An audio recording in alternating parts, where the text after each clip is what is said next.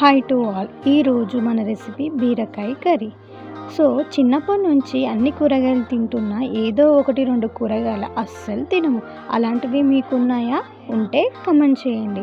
అయితే బీరకాయ కర్రీ సింపుల్గా చేసుకోవడానికి ముందుగా స్టవ్ ఆన్ చేసి ఒక బౌల్ పెట్టుకొని అందులో కొద్దిగా ఆయిల్ వేసి ముందుగా కట్ చేసి పెట్టుకున్న ఆనియన్స్ వేసి బాగా ఫ్రై చేసుకోవాలి. అవి రెడ్గా అయ్యే వరకు ఫ్రై అయినాక అందులో కొద్దిగా రుచికి సరిపడా ఉప్పు వేసుకోవాలి. ఉప్పు వేసుకున్నాక కొద్దిగా అల్లం వెల్లుల్లి పేస్ట్, కొద్దిగా పసుపు వేసుకొని అవి కూడా ఫ్రై అయ్యాక ముందుగా కట్ చేసి పెట్టుకున్న బీరకాయ ముక్కల్ని వేసుకొని బాగా ఫ్రై చేసుకోవాలి.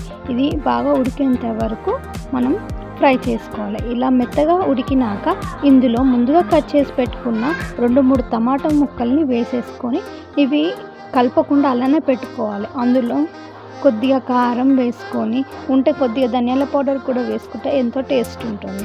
సో కొద్దిసేపు మూత పెట్టేసుకొని 2-3 మినిట్స్ తర్వాత బాగా కలుపుకుంటే రెడీ అవుతుందండి. అంతే.